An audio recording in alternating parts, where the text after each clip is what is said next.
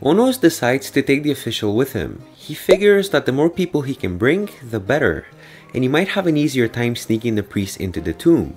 They decide to regroup at the priest's hideout to prepare a plan of action. The official and the priest formally meet for the first time since they only knew each other by rank. Their responsibilities kept them in different areas most of the time. The Pharaoh had a huge number of people at his disposal. The official wants more details about the situation. He asks the priest to tell him what happened and why he's exiled. The priest tells him that the new Pharaoh, Amenemhat IV, was adopted by the previous one, Amenemhat III. But something seemed off. He came out of nowhere and was adopted very quickly. Not too long after, he became co-ruler with his father for about a year before his father's death. The official statement was that Amenemhat III didn't have any other sons and that he wanted to continue the dynasty, thus the adoption. But the priest feels all of this happened too quickly.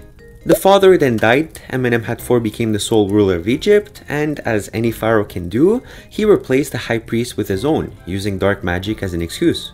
And then, Onos found the spell which started this whole thing. They can all agree that something is off with Amenemhat IV, but first they must complete the quest. They must release Amenemhat III and send him on his way to the afterlife.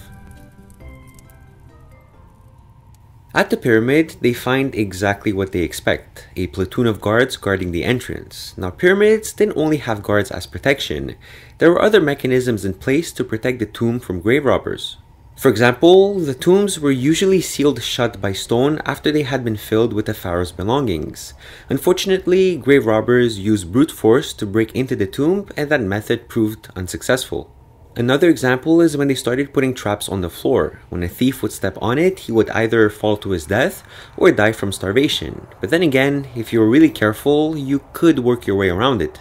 But these were all physical things. The main form of protection the pharaohs relied on was religion. During the early years of Egyptian history, pharaohs were seen as divine, and thus it was expected that the divinity would protect them. The official tells them that he can deal with the guards. He can get them out of the entrance quietly so that Onos and the priest can get in. But from there, the official tells them that they're on their own. The official goes in and persuades the guards to leave momentarily the tomb entrance. He's a high-ranking official with a strong reputation. The guards will follow everything that he says. The entrance now open, Onos and the priest can sneak in. But they have to be careful. They can't step on anything that seems odd. Onos, being a rogue, is very perceptive and very agile. He takes the lead and spots the holes in the ground. The first time, Onos was alone and in stealth, completely invisible. But now, this is a different situation. Onos spots a sauropod coming at him, but not quickly enough to dodge its attack. And unlike what happened when he went to the priest for the first time, this creature actually wants to kill him, so its damage is very high. The priest quickly heals Onos, gives him some buffs, and summons a griffin to protect him. The griffin is strong, but so is the sauropod.